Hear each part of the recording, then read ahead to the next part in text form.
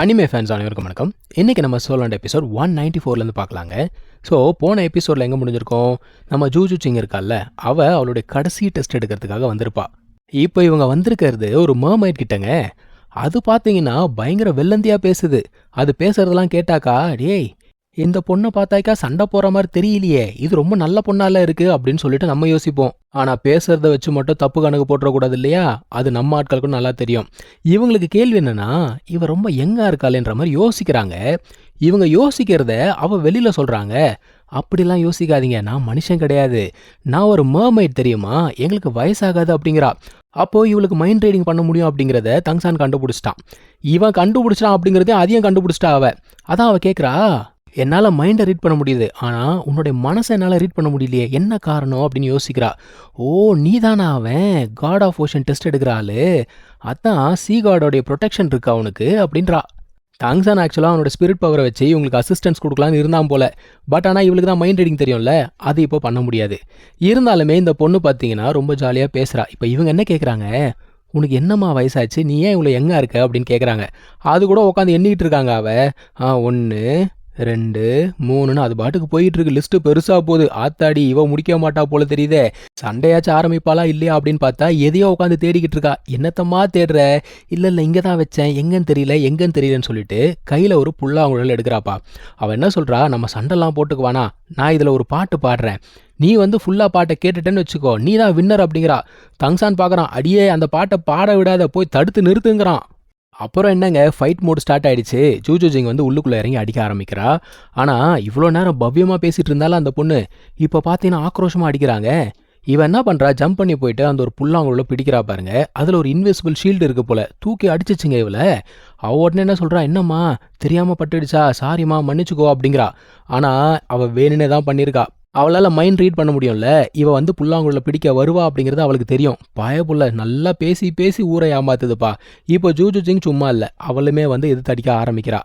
இவளுடைய முக்கியமான டார்கெட்டே அந்த புல்லாங்குழல இவ வாசிச்சிடக்கூடாது, அதுக்காகவே டார்கெட் பண்ணி அடிச்சுக்கிட்டே இருக்கா. ஆனால் அந்த பயப்புள்ள என்ன பண்ணுது, சான்ஸ் கிடைக்கும் போது புல்லாங்குழல வாசிக்குது பாருங்க. அப்போ என்ன ஆகுது, ரோராங்கோடைய சப்போர்ட் கட் ஆயிடுது. இவ்வளோ நேரம் அவள் தானே சப்போர்ட் கொடுத்தா, இப்போ அது கட் ஆயிடுச்சு. கட் ஆனதுக்கப்புறம் அவள் உள்ளுக்குள்ளே வச்சு சம்மடி அடிக்க ஆரம்பிக்கிறாங்க. அவளோட ஸ்லாஷ் ஒன்றுமே பயங்கர ஷார்ப்பாக இருக்குது, பாறையிலே கட் பண்ணுதுன்னா பார்த்துக்கோங்களேன். ஆனால் ஜூஜு சிங்கும் சும்மா கிடையாது, இவகிட்ட ஸ்பீட் இருக்குல்ல, ஸோ தப்பிச்சு போய்கிட்டே இருக்கா. அவள் என்ன பண்ணுறா, நம்ம ரோராங் அட்டாக் பண்ணலாம் அப்படின்னு பார்க்குறா. ஜூஜு சிங் கண்டுபிடிச்சிட்டா, அதையும் தடுத்துட்டா. ஆனால் அந்த மர்மெய்டை அவளுடைய தேர்ட் சோல் ஸ்கில்லை யூஸ் பண்ணும்போது இவளால் தாங்க முடியலங்க. அந்த சமயத்தில் ரோராங்க அவளுடைய சோல் போன் அப்படிங்கிறத ஆக்டிவேட் பண்ணுறா. அதுவுமே ஒரு இல்யூஷன் சோல் போன் தான். அந்த இல்யூஷன் ப்ரொடெக்ஷனுக்குள்ளே வச்சு நம்ம ஆட்கள் 2 பேருமே எதையோ பிளான் பண்ணிக்கிட்டு இருக்கானுங்க. இப்போ அவளுக்கு செம்ம காண்டாயிடுச்சு. அவளுடைய 6th சோல் ஸ்கில் அப்படிங்கிறத பயன்படுத்துகிறாங்க.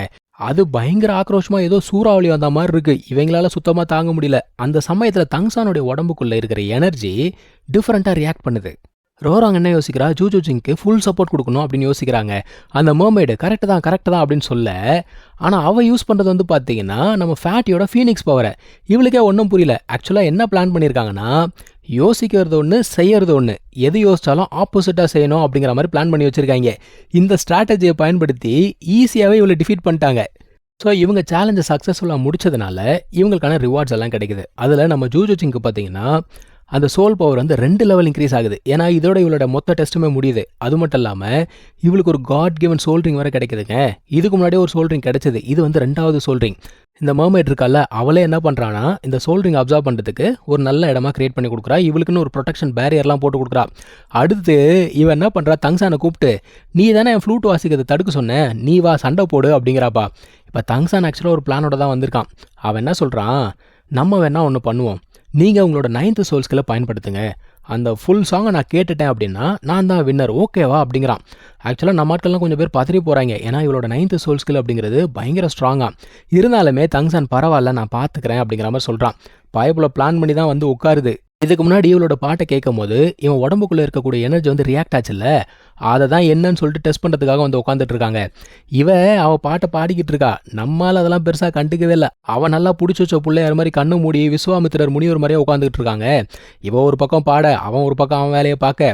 ஆக்சுவலாக என்ன நடக்குது, அவன் உடம்புக்குள்ளே அந்த ப்ளூ சில்வர் ஆரா இருக்குல்ல, அது இவால்வ் ஆகுதுங்க. அவனுடைய ஃபிஃப்த் சோல்ரிங் அப்படிங்கிறது அந்த ப்ளூ சில்வர் எம்பரருடைய சோல்ரிங் தானே. அது என்ன பண்ணும், இவன் ஸ்ட்ராங் ஆக அதுவுமே இவால்வ் ஆகும். அதுதாங்க நடக்குது. அவனுடைய பிளாக் கலர் சோல்ரிங் அப்படிங்கிறது இப்போ ரெட் கலராக மாறுது. ஆக்சுவலாக நம்மளால டெஸ்ட்டையுமே பாஸ் பண்ணிட்டான். அவளால் ரொம்ப நேரத்துக்கு அந்த 9th சோல் ஸ்கில்லை யூஸ் பண்ண முடியல.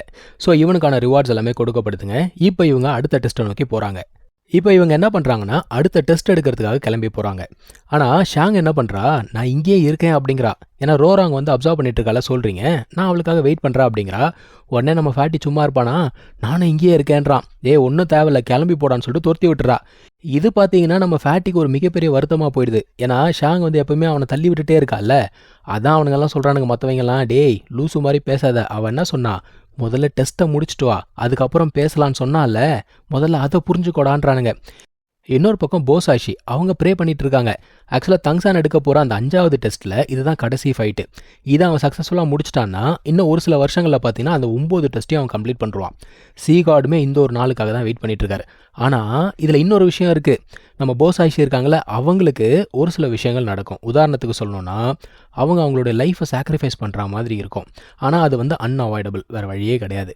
இவனுங்க போகிற வழியில் நோட்டீஸ் பண்ணுறானுங்க, அந்த கடலில் பார்த்தீங்கன்னா பெருசாக எந்த ஒரு மான்ஸ்டர்ஸோ பெரிய பெரிய ஃபிஷ்ஷோ எதுவுமே இல்லை. ஏன்டா அப்படின்னா இந்த மனுஷனோட ஆரா இருக்குல்ல, அந்த ஆராவை பார்த்து எல்லாம் பயந்து ஓடிச்சான். இந்த 7 கார்டியன்லேயே இப்போ இவங்க சண்டை போட போகிற அந்த ஒரு ஆள் தான் ஸ்ட்ராங்கஸ்ட்டு. இவர் வந்து சீ டிராகன் மாஸ்டர் அப்படின்னு சொல்கிறாங்க. டிராகன் அப்படின்னு சொல்லும்போது இந்த ப்ளூ லைட்னிங் டீரெக்ஸ் எந்த அளவுக்கு ஸ்ட்ராங்கோ அந்த அளவுக்கு இதுவுமே ஸ்ட்ராங்காக இருக்கும். அதான் மூபாய் சொல்கிறான், டே நீ ஜாக்கிரதையாக இருக்கணும்டா அப்படிங்கிறான். ஆனால் தங்சான் என்ன தெரியுமா சொல்கிறான், இந்த ஆள் வந்து லெவல் 96 தான். இவர்கிட்டயே சண்டை போட்டு என்னால் ஜெயிக்க முடியல அப்படின்னா திரும்ப போனதுக்கப்புறம் அங்கே சேந்தாவிலையும் இருக்கான். அவன் வந்து லெவல் 99. அவங்ககிட்ட எப்படி சண்டை போட்டு ஜெயிக்கிறது? எப்படி பார்த்தாலும் இந்த டெஸ்ட்டை நம்ம பாஸ் பண்ணி தான் ஆகணும். அவனுமே உட்காந்து ரெக்கவர் பண்ணிக்கிட்டு இருக்காங்க. ஆக்சுவலாக அவன் இவ்வளோ சண்டை போட்டான்ல, ஸோ இவனோட மூமெண்ட்ஸ் எல்லாமே ஆல்ரெடி அந்த மனுஷனுக்கு தெரிஞ்சிருக்கும். ஸோ தங்சான் என்ன யோசிக்கிறான், எனக்கு தெரிஞ்ச வித்தை எல்லாத்தையும் யூஸ் பண்ணும் போல தெரியுதே அப்படின்னு யோசிக்கிறான். இப்போ இவங்க டெஸ்ட் எடுக்கிற அந்த இடத்துக்கு வந்துட்டாங்க. ஆக்சுவலாக அவர் இவங்களுக்காக வெயிட் பண்ணிட்டு இருக்காரு. மனுஷன் என்ன சொல்கிறாரு, என்னப்பா ரொம்ப சீக்கிரம் வந்துட்டீங்க, நான் எதிர்பார்த்ததோட சீக்கிரம் வந்துட்டீங்க அப்படிங்கிறாரு. இந்த ஒரு மனுஷனுக்கே ரொம்ப பெரிய ஒரு இன்ட்ரோவை கொடுக்குறாங்கப்பா. எபிசோட ஓட்டணும் இல்லையா? ஸோ இவர் வந்ததுக்கப்புறம் என்ன சொல்கிறாரு, தம்பி உங்கள் 5வது டெஸ்ட்டோட ஃபைனல் எக்ஸாமினர் நான் தான், ஆரம்பிக்கலாமா அப்படிங்கிறாரு. பயங்கரமான ஆராவாக இருக்குங்க. தங்சான் என்ன பண்ணுறான் தெரியுமா, அவனோட ப்ளூ சில்வர் எம்பரர் அப்படிங்கிறது இப்போ தானே இவால்வ் ஆச்சு. சார் அந்த டொமைனை பயன்படுத்துகிறாராம். இந்த டொமைனை பார்த்து நம்ம ஆட்கள்லாம் ஆச்சரியமாக பார்க்குறாங்க. பரவாயில்லையே, அவனோட டொமைன் வந்து பயங்கரமாக இவால்வ் ஆயிருக்கே அப்படிங்கிறாங்க. ஆனால் அங்கே தான் ஒரு ஆனா அப்படிங்கிறத வைக்க வேண்டியிருக்கு. ஆப்போனன்ட் ஒன்றும் சாதாரண ஆள் கிடையாது. அவன் ஈஸியாகவே டொமைனை உடச்சிட்டாங்க. ஏன்னா அவங்ககிட்டயுமே ஒரு டொமைன் இருக்குது. அதுக்கு பேர் டெவில் டிஸ்ட்ராயராம். அதாவது எல்லா டொமைன்ஸுமே ஈஸியாக டிஸ்ட்ராய் பண்ணுறோமா. இது என்னப்பா வம்பா போச்சு. ஸோ இதுக்கு மேலே என்ன பண்ணுறது, டொமைனை தூக்கி டொக்கில் போட்டு சண்டையை போட வேண்டியது தான். 2 பேரும் சண்டையை போட ஆரம்பிக்கிறாங்க.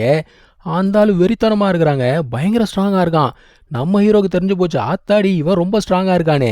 இவங்க 2 பேருக்கு நடுவில் இருக்க கேப்பு பயங்கரமாக இருக்குது. அவன் வேற ஏதோ பிளான் பண்ணுறாங்க நம்ம ஹீரோ. அவன் என்ன கேட்குறான், சீனியர் நம்ம வந்து வேற மாதிரி சண்டை போடலாமா அப்படின்னு கேட்குறான். இதுக்கு முன்னாடி சண்டை போட்டது எல்லாமே நான் வந்து ட்ரிக்ஸ் அப்படிங்கிறத யூஸ் பண்ணி சண்டை போட்டேன். உங்ககிட்ட நான் நேர்மையாக சண்டை போடணும்னு பார்க்குறேன்றான். என்ன நேர்மையாக சண்டை போடணும்னு பார்க்குறேன், ஏன் இந்த சண்டை வேலைக்கு ஆகாதா அப்படின்னு கேட்குறாரு. பயப்புள்ள தான் பிளான் பண்ணுதே. தங்சான் என்ன சொல்கிறான்னா, எனக்கு நல்லா தெரியுங்க என்னோட 2 டொமைனை என்னால் பயன்படுத்த முடியாது. அது பத்தாதுக்கு உங்களோட சோல் பவர் அப்படிங்கிறது என்னை விட அதிகம் தான், ஒத்துக்கிறேன். ஆனால் என்கிட்ட 5 சோல் போன் இருக்குது. இது பத்தாதுக்கு 4 ரெட் கலர் சோல் ரிங் வர வச்சுருக்கான். ஸோ இவ்வளோத்தையும் கூட்டி கழிச்சு பார்த்தா நம்மளுக்கு ஓரளவுக்கு அட்வான்டேஜ் இருக்க மாதிரி தான் தெரியும். தங்சான் என்ன சொல்கிறான், நம்ம சோல் ஸ்கில்ஸ் எதுவுமே யூஸ் பண்ண வேண்டாங்க, வெறும் சோலோட பவரை மட்டும் வச்சு சண்டை போடலாம் அப்படிங்கிறான். அதாவது மார்ஷல் சோலை யூஸ் பண்ணிக்கோ, எந்த சோல் ஸ்கில்ஸையும் பயன்படுத்தாதாங்கிறான்.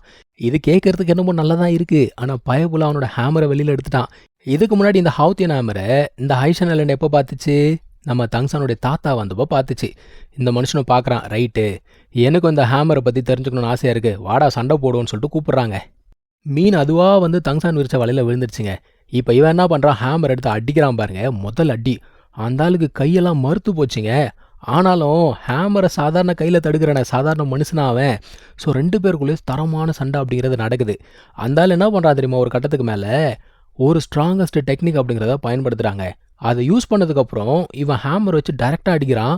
அவன் ஒன்றுமே ஆகாமல் நின்றுட்டு இருக்கான். உண்மையை சொல்லணும்னா இவன் தான் அசுரா காட் மாதிரி சண்டை போட்டுட்ருக்காப்புல. ஆனால் தங்சான் ஒன்றும் சும்மா அந்த ஹேமரை சுற்றிக்கிட்டு இல்லை. பயவில் என்ன பண்ணுது நமக்கு நல்லாவே தெரியும். அந்த ரேண்டம் ஹேமரிங் இருக்குல்ல, அதை தான் யூஸ் பண்ணிக்கிட்டு இருக்கான். அதில் மொத்தமாக 80 ஸ்ட்ரைக் வரும். 80 ஸ்ட்ரைக்கும் வந்ததுக்கு அப்புறம் தான் அதோட உண்மையான பவரே நமக்கு தெரியும். ஸோ அந்த ரேண்டம் ஹேமரிங் அப்படிங்கிறது இவன் பண்ணிக்கிட்டு இருக்கும்போது ஆப்போசிட்டில் அந்த ஆள் அவனுமே ஒரு ஸ்ட்ராங்கஸ்ட் அட்டாக்கை யூஸ் பண்ணுறாங்க. அதை யூஸ் பண்ணும்போது அவனோட அட்டாக் பவர் அப்படிங்கிறது 200% இன்க்ரீஸ் ஆகுமா. ஸோ 2 பேருமே பவரை பண்ணி முடிச்சிட்டாங்க. 2 பேருமே வேகமாக வந்து மோதும் போது தெரிச்சு விழுறாங்கப்பா ஆப்போசிட் டைரெக்ஷனில். அந்த சண்டையோட முடிவு என்ன ஆச்சு காட்டுங்கடா அப்படின்னு சொன்னால் ஸ்ட்ரெயிட்டாக ஏஞ்சல் டெஸ்ட்டுக்கு வந்துடுவானுங்களா. இந்த பொண்ணு அவளுடைய 6வது டெஸ்ட் எடுத்துக்கிட்டு இருக்காப்பா. அதாவது 1/2 மணி நேரம் இந்த ஆளோடைய அட்டாக்கை தாக்கு பிடிக்கணுமா. விளங்குன மாதிரி தான். அவள் பாவம் அங்கே திணறிட்டு இருக்கா. ஆக்சுவலாக இன்னொரு 3 நிமிஷம் தாக்கு பிடிச்சா டெஸ்ட் முடிஞ்சிடும். இந்த ஆளும் சொல்லிக்கிட்டு இருக்கான் 3 நிமிஷம் தான், பொறுமையாரு, தாக்கு பிடிச்சிக்கோ அப்படிங்கிறான். எங்கே முடியுது அவளால். கீழே விழுந்ததுக்கு அப்புறம் தான் அவள் யோசிக்கிறா, அவன் எப்படி ஸ்ட்ராங் ஆனா அப்படிங்கிறது எனக்கு இப்போ தான் புரியுது அப்படிங்கிறா. யாரை பற்றி பேசுகிறான்னா நம்ம தங்சான் பற்றி பேசிக்கிட்டு இருக்கா. அதாவது அவன் எப்படி இவ்வளோ ஸ்ட்ராங் ஆனா, அவன் வந்து சின்ன வயசுலேருந்து ரொம்ப கஷ்டப்பட்டு கொஞ்சம் கொஞ்சமாக முன்னேறி மேலே வந்திருக்கான். இந்த ப்ரெஷர் இருக்குல்ல, அதுதான் வந்து நம்ம முன்னேறத்துக்கான உந்து சக்தி அப்படிங்கிறத புரிஞ்சுக்கிறாப்பா. இந்த புரிதல் வந்ததுக்கப்புறம் அந்த இடமே மாற ஆரம்பிக்குது. அதாவது அந்த இடமே ஹீட்டாக மாறுதுங்க. இப்போ இங்கே கட் பண்ணால் அங்கே சண்டை போட்டாங்கல்ல, 2 பேரும் அடிச்சுக்கிட்டதில் தூரமாக போய் விழுந்துடுறாங்க. 2 பேருமே தண்ணிக்குள்ளே விழுந்துட்டாங்க. அந்த மனுஷன் என்ன யோசிக்கிறான், தங்சான் வந்து ஹவுத்தியன் ஹேமரை இந்த அளவுக்கு பயன்படுத்துவான்னு நான் நினச்சி கூட பார்க்கலேன்னு சொல்லிட்டு யோசிக்கிறாங்க. இப்போ விஷயம் என்னன்னா 2 பேருமே ஈக்குவலி மேட்ச்டு தான். ஆனால் தண்ணி அப்படிங்கிறது அந்த ஆளோடைய ஏரியா. நம்மளால மாட்டினா சின்ன பின்னம் ஆயிடுவான். இப்போ நம்ம ஹீரோவும் பார்த்தீங்கன்னா அவன் இங்கே வரதுக்கு முன்னாடி அவனோட அங்கிள் ஹவுத்தியன் செக்டாரோடைய சீக்ரெட் டெக்னிக்ஸ் எல்லாமே சொல்லி கொடுத்துருப்பாரு. ஸோ அதெல்லாம் யோசிச்சுட்டு இருந்தாலுமே தண்ணி அப்படிங்கிறது அந்த ஆளோடைய எல்லை, அதுலேருந்து வெளியில் போயிடணும்னு சொல்லிட்டு வேகமாக போகிறான். இப்போ இந்த மனுஷன் என்ன தெரியுமா யோசிக்கிறான், இந்த டெஸ்ட் ஆரம்பிக்கிறதுக்கு முன்னாடி போஸ் ஆஷியை போய் மீட் பண்ணியிருக்கான் போல. அவங்க என்ன சொல்லியிருக்காங்க, இந்த ஐலாண்டோட எதிர்காலமே அவனை நம்பி தான் இருக்குது. ஸோ நீ தான் கடைசி எக்ஸாமினர், என்ன பண்ணணும் உனக்கு தெரியும்ல அப்படின்றாங்க. இவன் என்ன சொல்கிறான், டெஸ்ட்டை பாஸ் பண்ணலன்னா சாக வேண்டியதான் அப்படிங்கிறான். சிம்பிள், காம்ப்ளிகேட் பண்ணிக்க வேண்டிய அவசியமே இல்லை. இப்போ தங்சான் வந்து தண்ணியிலேருந்து வெளியில் போயிட்டா அவனுக்கு அட்வான்டேஜ். ஸோ இந்த மனுஷன் விடக்கூடாதுன்னு சொல்லிட்டு உள்ளுக்குள்ளேருந்து என்ன பண்ணுறாரு, நிறைய ராக்ஸ் அப்படிங்கிறத வச்சு அட்டாக் பண்ண ஆரம்பிக்கிறாருங்க. அவனுமே ஜம்ப் பண்ணி அப்படியும் போய்கிட்டே இருக்கான்னு வச்சுக்கோங்க. எவ்வளோ நேரத்துக்கு ஜம்ப் பண்ண முடியும். இருந்தாலும் என்ன பண்ணுறான், ஏகப்பட்ட ராக்ஸை வச்சு, அதாவது அவன் நடுவில் இருக்கான், ராக்ஸ் வந்து அவனை சுற்றி அப்படியே பிடிச்சிடுச்சு. இப்போது நம்ம ஹீரோக்கு இந்த சமயத்தில் அவனுடைய அங்கிள் டீச் பண்ணார்ல அந்த டெக்னிக் ஞாபகத்துக்கு வருதுங்க. இந்த ஹவுத்தியன் ஹேமர் அப்படின்னு சொன்னாலே 2 பேர் தான் தரமாக சம்பவம் பண்ணுறது. ஒன்று நம்ம ஹீரோடைய அப்பா, இன்னொன்று ஹீரோடைய அங்கிள். அவங்க ஹேமரை கையில் எடுத்தால் தான் கெத்தே. இப்போ இந்த மனுஷன் என்ன பண்ணுறாரு, அந்த ராக்கை அட்டாக் பண்ணுறாரு. அட்டாக் பண்ண உடனே எல்லாருமே என்ன நினச்சிக்கிறாங்க, தங்சானுக்கு என்னமோ ஆயிடுச்சு அப்படின்னு நினச்சிக்கிறாங்க. ஆனால் அவனுக்கு ஒன்றும் ஆகலை. ஒரு பெரிய ஹேமரோடைய ரிஃப்ளெக்ஷன் அங்கே தெரியுதுங்க. அவன் அந்த ஹேமர் எடுத்து அடிக்க ஆரம்பிக்கிறான். ஆக்சுவலாக ஹவுத்தியன் ஹேமரில் ஸ்ட்ராங்கஸ்ட் அட்டாக் இது தான். இவருமே அவருடைய ஸ்ட்ராங்கஸ்ட் அட்டாக் அப்படிங்கிறத பயன்படுத்துகிறாரு. ஆனால் ஹேமர் பட்ட உடனே இவரோட அட்டாக் எல்லாம் பீஸாக போயிடுச்சு. இந்த மனுஷன் சோல் ஸ்கில்லாம் பயன்படுத்த ஆரம்பிச்சிட்டாரு. சோல் ஸ்கில் பயன்படுத்தக்கூடாதுல்ல. ஆனால் அந்த ஹேமர் அடிச்ச அடியில் அவர் டோட்டலாக டிஃபீட் ஆகிட்டாருங்க. மனுஷனுமே பார்த்தீங்கன்னா கெத்தா தோல்வியை ஒத்துக்கிறாருங்க. நான் வந்து சோல் ஸ்கில்லை பயன்படுத்திட்டேன், ஸோ நான் தோத்துட்டேன் அப்படின்னு சொல்லிட்டு ஒத்துக்கிறாரு. இப்போது விஷயம் என்னென்னா போஸ் ஆயிஷ் இருக்காங்கல்ல, அவங்க யோசிக்கிறாங்க, இவன் இந்த அளவுக்கு ஹவுத்தியன் ஹேமரை யூஸ் பண்ணுவான்னு நான் நினச்சி கூட பார்க்கல அப்படின்னு யோசிக்கிறாங்க. இவங்களுக்கு அவனுடைய கிரேட் கிராண்ட் ஃபாதர் இருக்கார்ல, அவர் தான் வந்து ஞாபகத்துக்கே வராரு. இன்னொரு பக்கத்தில் ஏஞ்சல் டெஸ்ட், இந்த பொண்ணுமே பார்த்தீங்கன்னா அவளோட கிராண்ட் ஃபாதரை டிஃபீட் பண்ணிடுறா. ஸோ 6th டெஸ்ட் அப்படிங்கிறத அவள் கம்ப்ளீட் பண்ணிட்டா. இவளோட சோல் பவர் அப்படிங்கிறது லெவல் 90க்கு இன்க்ரீஸ் ஆகிடுச்சு. இப்போது இந்த மனுஷனுக்குமே ஹைஷன் ஐலாண்டில் இந்த மாதிரி டெஸ்ட் நடக்குது அப்படிங்கிறது தெரியும். ஆக்சுவலாக இவங்க 2 பேருமே அந்த டெஸ்ட் முடியக்கூடிய தருவாயில் இறந்து போயிடுவாங்க. அது அவங்களுடைய கடமைங்க, அவங்களால அதை தவிர்க்கவே முடியாது. இந்த பக்கம் போஸ் ஆயிடுச்சு, அவங்களுக்குமே ஒரே ஒரு ஆசை தாங்க. என்ன தெரியுமா, அவங்க இறக்கிறதுக்கு முன்னாடி எப்படியாவது தாங்சனை பார்த்தணும். தாங்சன் அப்படின்னா நம்ம ஹீரோவுடைய கிரேட் கிராண்ட் ஃபாதர். இப்போ இவங்க டெஸ்ட்டை முடிச்சாங்கல்ல, ஸோ இவங்களுக்கான ரிவார்ட்ஸ் அப்படிங்கிறது கிடைக்குது.